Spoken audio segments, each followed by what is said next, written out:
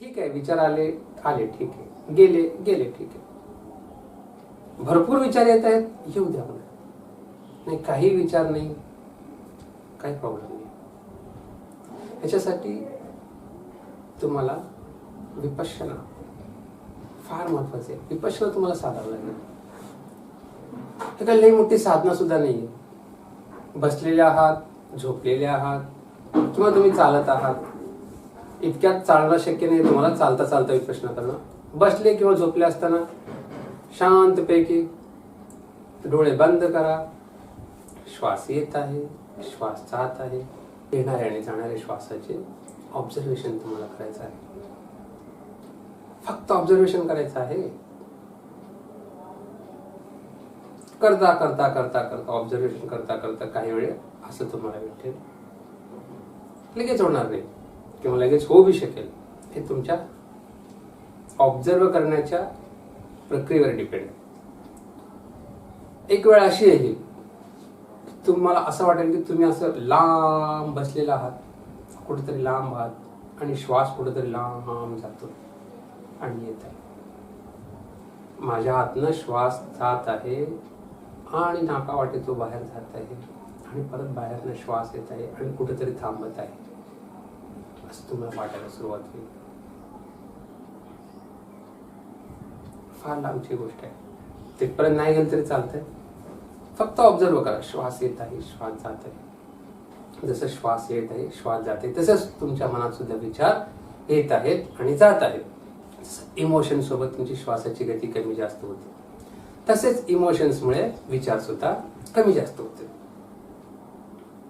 ही गोष्ट तुमच्या लक्षात आली तर मग तुम्हाला विचारांचा त्रास होणार नाही.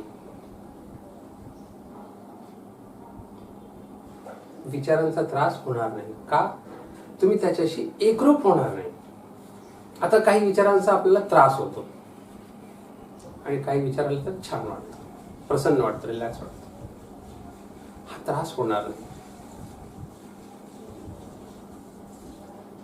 करता करता जसं तुम्हाला विचारांचा त्रास होणार नाही, सवय झाली, मग तुम्हाला एखाद्या व्यक्तीचा सुद्धा त्रास होणार नाही. एक सोडा, बरेच व्यक्ती असतील, कोण काही म्हणले केले काही त्रास होणार नाही. वर निघून जाणार ते, कारण तुम्ही त्याच्याशी एकरूप होणार, कनेक्ट होणार नाही.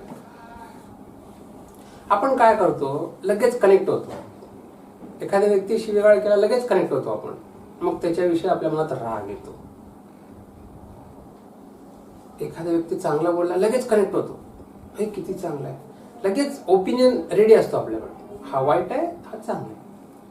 म्हणजे तो व्यक्ती चांगला किंवा वाईट नाहीये, तुमच्याशी तो चांगला बोलल्याने तुम्हाला तो चांगला वाटतो, तुमच्याशी वाईट बोलल्याने तुम्हाला वाईट वाटतं. मग हे जे तुमचं ओपिनियन आहे त्या व्यक्तीबद्दल नसून तुमच्याबद्दल आहे. दुसऱ्या दिवशी जो व्यक्ती वाईट बोलत होता तो जर चांगला बोलला तर तुम्हाला वाटेल की हा, मला वाटत होतं हा वाईट आहे पण वाईट नाही, चांगला आहे. आणि मला वाटत होता हा चांगला आहे पण तो चांगला नाही आहे, तो वाईट आहे, व्यवस्थित बोलला नाही माझ्याशी. तर तुमचे जे ओपिनियन आहेत ते समोरच्या व्यक्तीबद्दल नसून तुमच्याबद्दलच जास्त माहिती देतात. मग जसं ऑब्झर्व करता करता तुम्हाला वाटेल की हे विचार सगळे आहेत, येतेच जाते, जेव्हा तुम्ही त्याच्याशी कनेक्ट होणार नाही, तसंच त्या प्रकारे एखादी व्यक्ती तुम्हाला चांगलं म्हणला, एखादी व्यक्ती तुम्हाला वाईट म्हणला, तेव्हा सुद्धा तुम्ही त्याच्याशी कनेक्ट होणार नाही. चांगला म्हणला ठीक, वाईट म्हणला ठीक आहे. कनेक्टिव्हिटी फार महत्वाची. तुम्ही जर कनेक्ट राहत असाल तर सर्व तुम्हाला त्रासदायक होईल.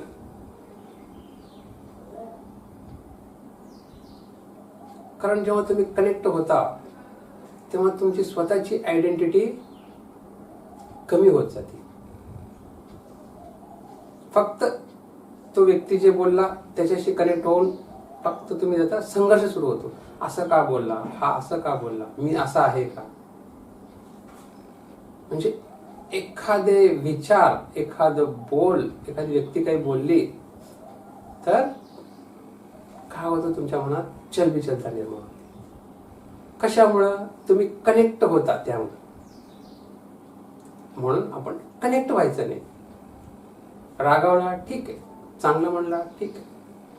आपण चांगलं म्हणला लगेच खुश, गळ्यात हार पडल्यासारखं आपण फील करून घेतो की मी चांगला म्हणूनच तो चांगला म्हणला.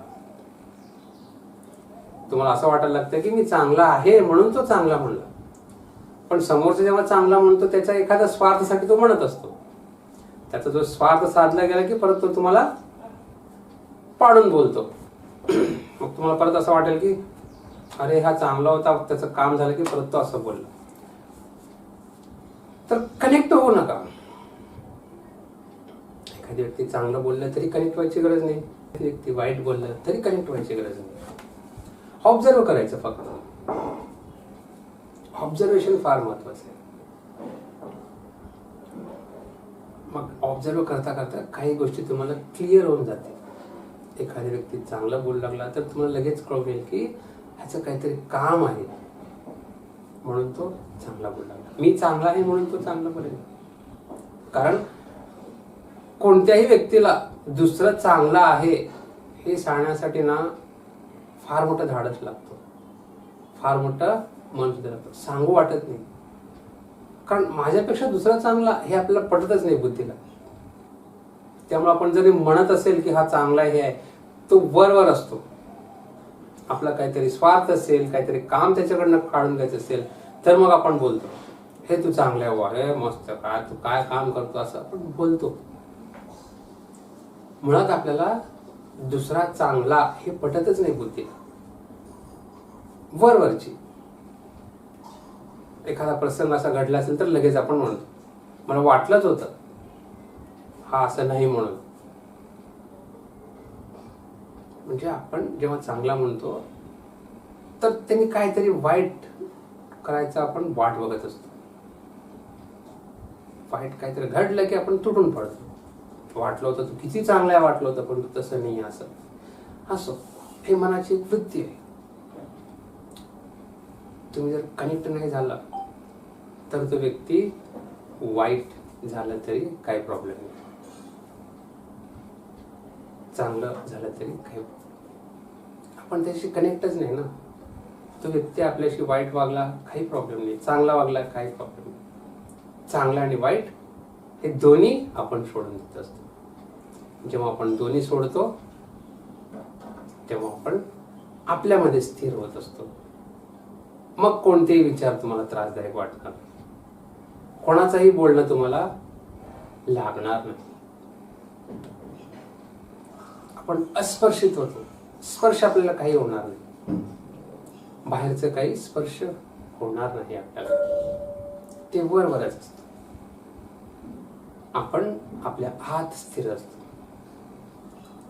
आता काय आहोत आपण वरवर आहोत आणि कोण काय बोललं तर लगेच आत जातो.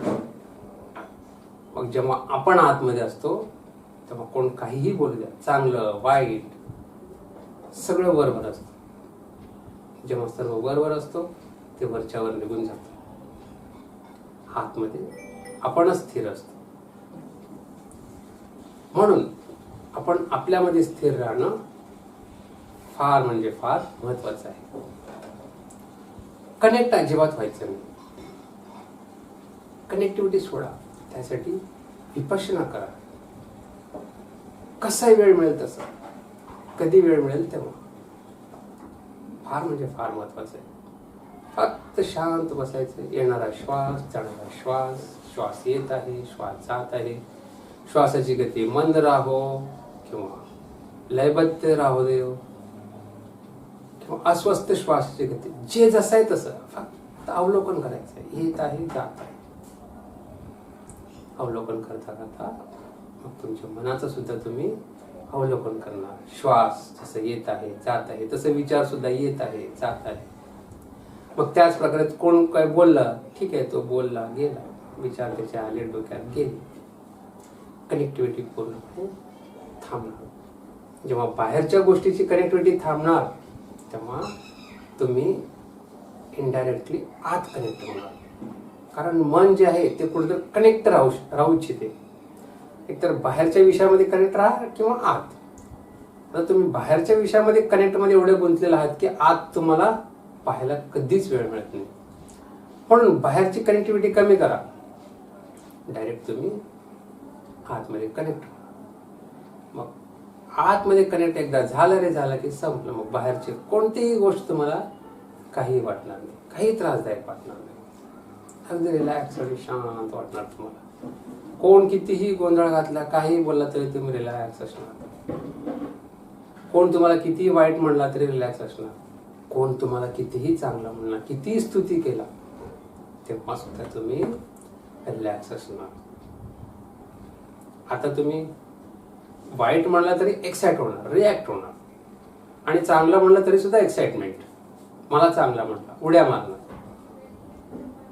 हे दोन्ही गोष्टी निघून जाणार जेव्हा तुम्ही आत कनेक्ट होणार. म्हणून विचार थांबवायचा असेल तर विपश्यना करायचा आहे आणि स्वतःला स्वतःशी कनेक्ट करून घ्यायचं. बाहेर कनेक्टच असाल तर प्रत्येक विचार तुम्हाला त्रासदायक वाटणार. प्रत्येक विचार 10 विचार निर्माण करणार, 10 विचार 100 विचार निर्माण करणार. आणि ह्या विचारांच्या जाळ्यामधून आपण, ह्या जाळ्यातून आपण बाहेर कधीच येऊ शकणार नाही जर तुम्ही विचारांशी कनेक्ट होत असाल तर. तुम्ही जर विचारांशी कनेक्ट नाही झाला तर मात्र कोणतेही विचार काही करू शकणार नाही. तेव्हा तुम्हाला कळेल की विचार हे फक्त विचार आहे. त्याला जिवंत करायचं काम तुम्ही करत होता. जेव्हा तुम्ही फक्त पाहता तेव्हा विचार रस्त्यावरचा वर्दळासारखं येतात आणि जातात. तुम्ही मात्र अगदी रिलॅक्स आहात. म्हणून विपश्यना हा फार म्हणजे फार महत्वाचा आहे. विचारांचे सर्व वर्दळ कमी करण्यासाठी आणि स्वतःला स्वतःशी कनेक्ट करण्यासाठी विपश्यना जरूर करा. जसं वेळ मिळेल तसं करा.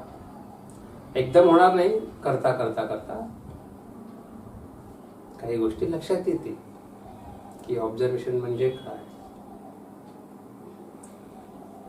विचारांना पाहणे म्हणजे काय, विचारांशी वेगळं राहणे म्हणजे काय, हे गोष्टी तुम्हाला ऑटोमॅटिक लक्षात येईल.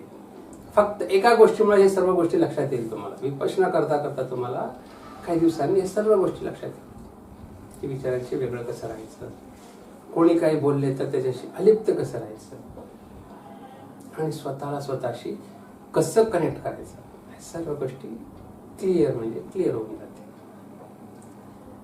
सो विचारांशी जर अलिप्त राहायचं असेल तर हा एकच पर्याय आहे. त्याच्याने तुम्ही अगदी रिलॅक्स होता. तर आजचं सेशन इथं संपूया. आजचा ॲक्टिव्ह माइंड थेरपी आज आपण घेणार नाही आहेत काही कारणामुळं. त्याबद्दल आपण दिलगिरी व्यक्त करतो. तर परत भेटूया नेक्स्ट संडे. तोपर्यंत नमस्कार.